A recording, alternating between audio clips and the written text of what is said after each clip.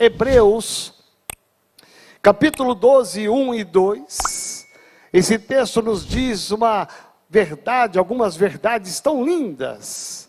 Portanto, também nós, visto que temos a rodear-nos tão grande nuvem de testemunhas, desembaraçando-nos de todo o peso e do pecado que tenazmente nos assedia, corramos com perseverança a carreira que nos está proposta, olhando firmemente para o autor e consumador da fé, Jesus, o qual em troca da alegria que lhe estava proposta, suportou a cruz, não fazendo caso da ignomínia, e está assentado à destra do trono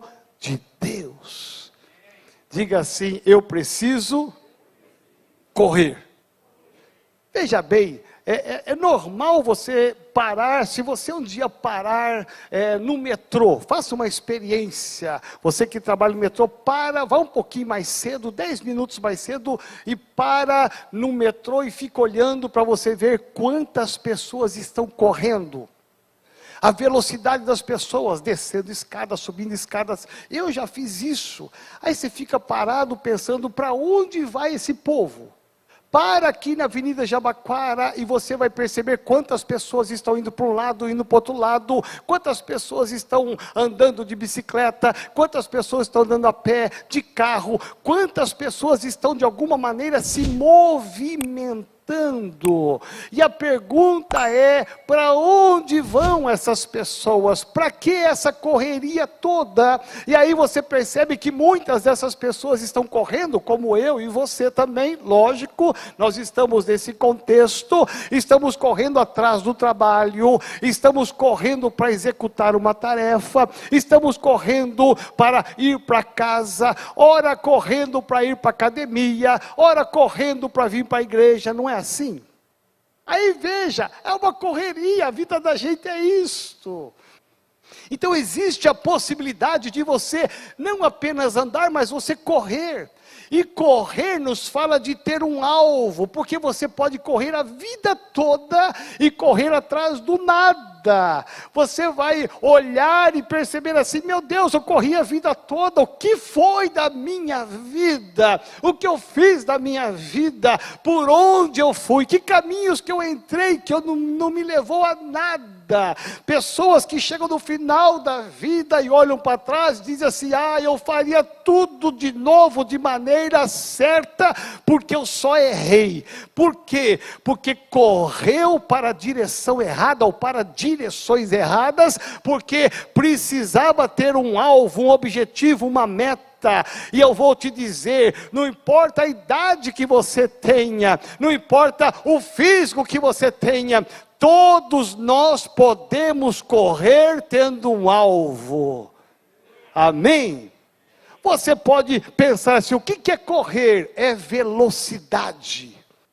Deus te deu só uma vida. Tem gente vendo a vida passar. Não, você tem que correr com velocidade. Você tem que estabelecer um alvo e correr com perseverança para você alcançar este alvo. E aqui a Bíblia nos diz aqui que nós precisamos correr e correr com perseverança. E para correr melhor, o texto diz que nós precisamos deixar duas coisas. Presta atenção. Nós precisamos deixar todo embaraço.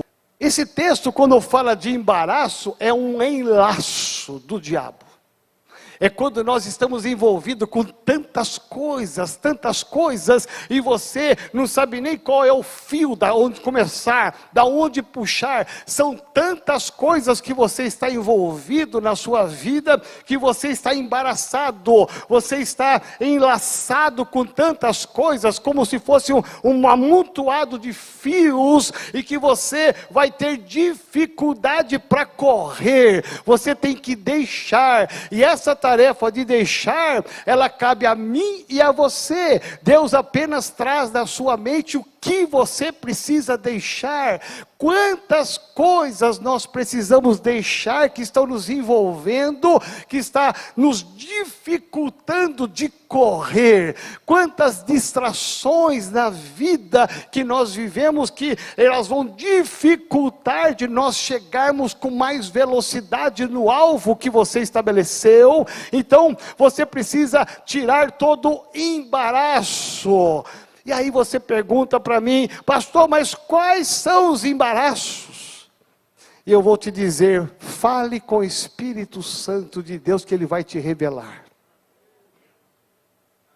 Quantas coisas nos embaraçam, dificultam a nossa caminhada para correr. Posicionamento errado, buscas erradas, valores errados. Quantas coisas nós podemos ter na nossa vida que estão nos embaraçando. Mas é possível deixar o embaraço e correr com mais velocidade. Segundo lugar, o autor bíblico fala que nós devemos deixar o pecado. E aí nós paramos para pensar que hoje em dia existem milhares de igrejas que, olha, pecando ou não pecando, o importante é que você venha para a igreja, o importante é que você dê seu dízimo, a sua oferta, que você dê sua contribuição, e olha, a sua vida é você e Deus, você continue do jeito que você está, mas espera aí um pouco, a Bíblia não diz assim. A Bíblia diz que nós devemos deixar o pecado. Primeiro eu deixo o embaraço, mas o pecado pode dificultar, ele vai pesar, ele é um peso espiritual que vai dificultar de você ter velocidade na sua caminhada, e você vai levar muito mais tempo para chegar aonde você quer chegar. É impressionante, porque hoje em dia, com essa confusão toda, as pessoas não estão nem mais pregando sobre pecado.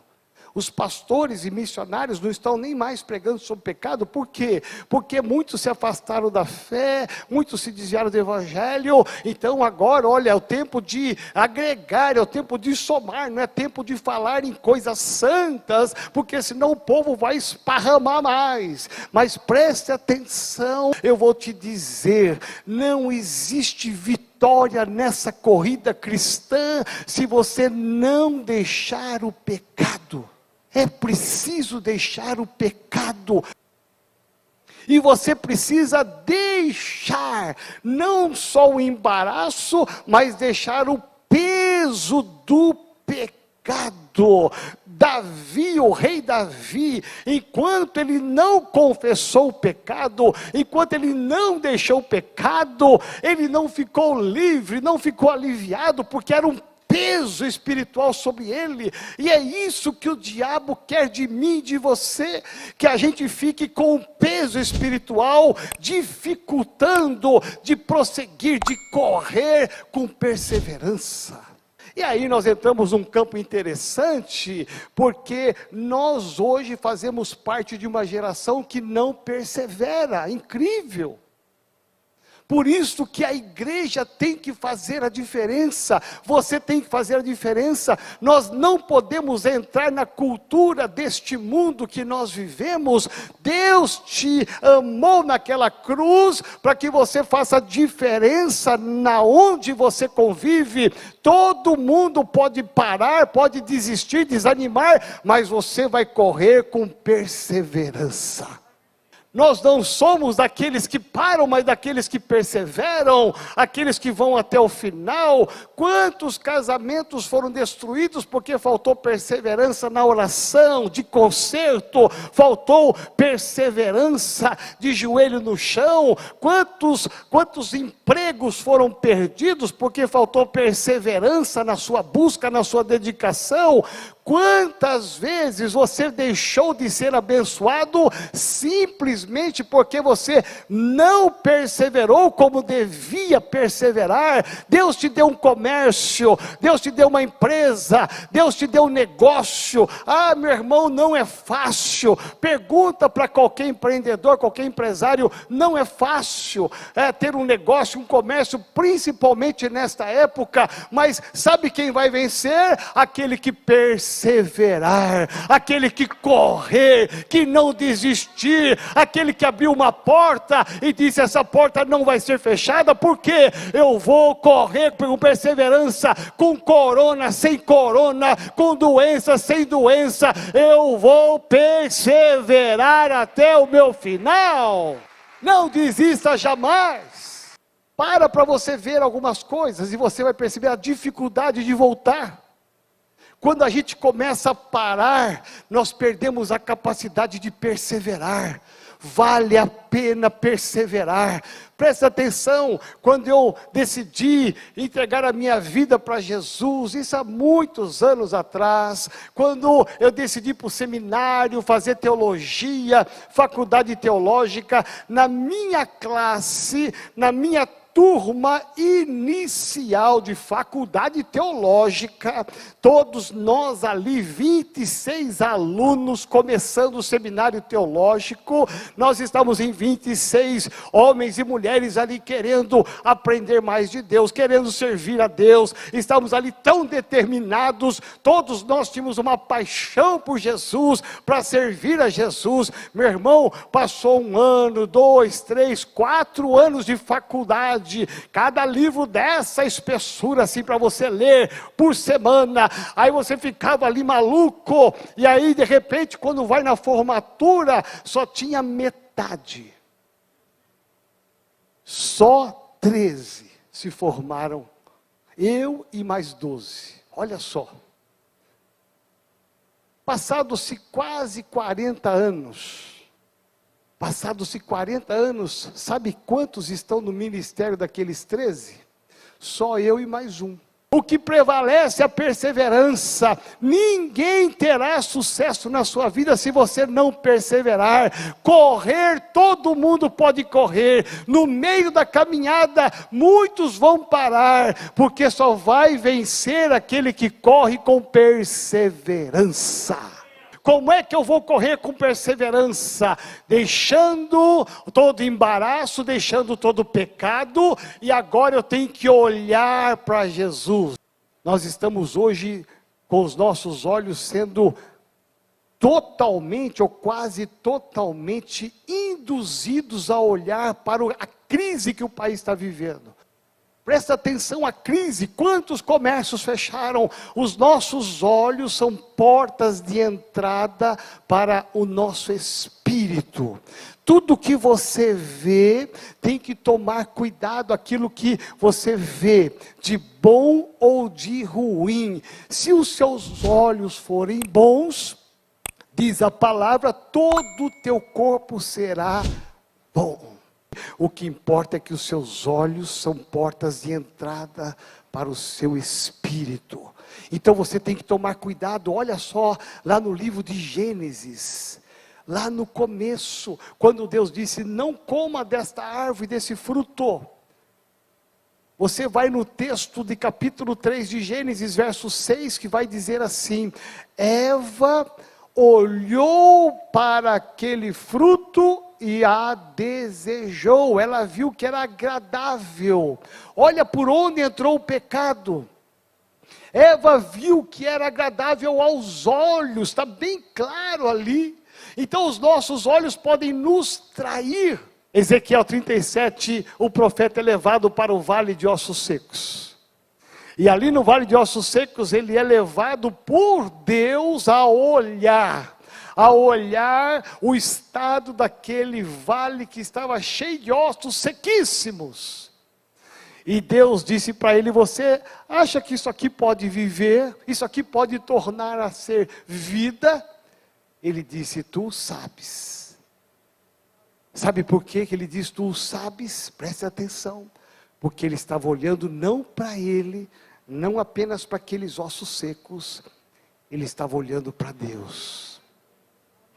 Quando você olha para Jesus, você corre com perseverança.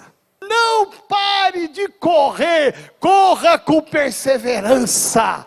Olhe para Jesus, que Ele vai te dar força, graça, para você correr e não se cansar. A promessa de Isaías vai ser essa: correrão e não se cansarão. Corra com perseverança.